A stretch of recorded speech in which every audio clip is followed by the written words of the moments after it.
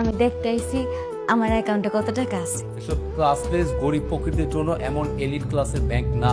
Security security এসব বসতে ফকিরা কিভাবে অফিসে ঢুকে হাত ধাক্কা দিয়ে রাস্তা ফেলে দিয়েছে যাও। আপনি কাকে ফকির বলছেন? আপনি জানেন উনি কে? কেউ নেই, আমাদের কোম্পানির একমাত্র মালিক। আসসালামু আলাইকুম স্যার। ওয়ালাইকুম আসসালাম। কে আপনি? তুমি তুমি এখানে কি করছো? আমি কি করতেছি না করতেছি এটা আপনার না জানলো। আর এইটুকু জানেন না ব্যাংকে মানুষে কেন আসে? আপনি যে কারণে আসছেন আমিও সেই কারণেই আসছি।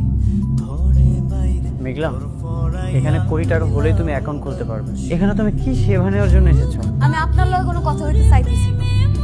স্যার এই যে আমি দেখতে আইছি আমার অ্যাকাউন্টে কত টাকা আছে।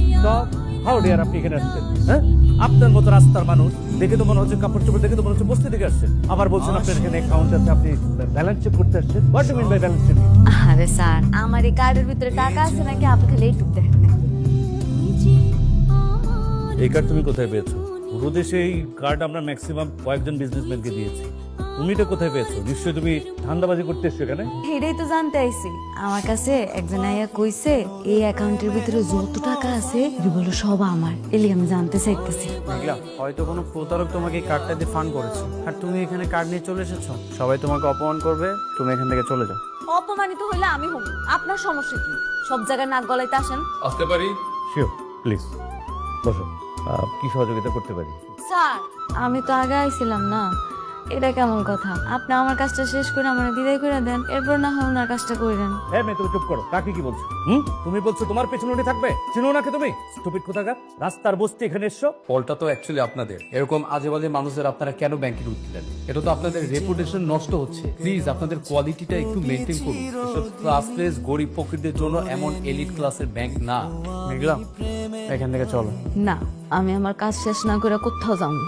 ঠিক আছে, তুমি যেহেতু অপমানিত হতে যাচ্ছ তাহলে অপমানিতই হও। আমি আসি।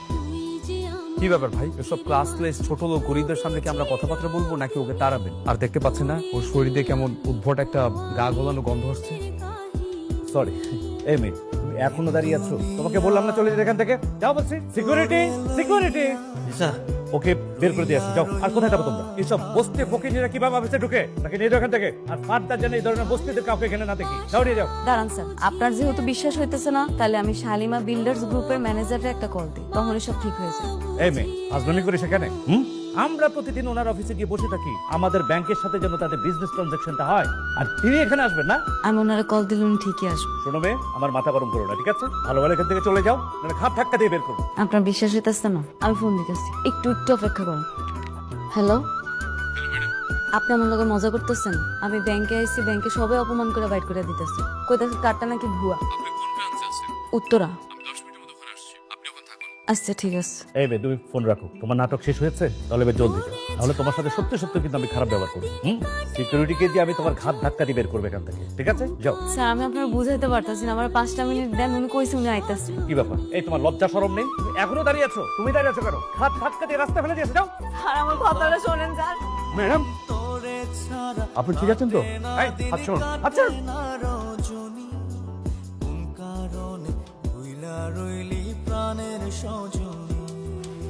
আপনি জানেন? হ্যাঁ, আপনি কাকে ফকির বলছেন? আপনি জানেন উনি কে? না স্যার, কেউ নেই। আমাদের কোম্পানির একমাত্র মালিক শালিমা সরোয়ার চৌধুরী।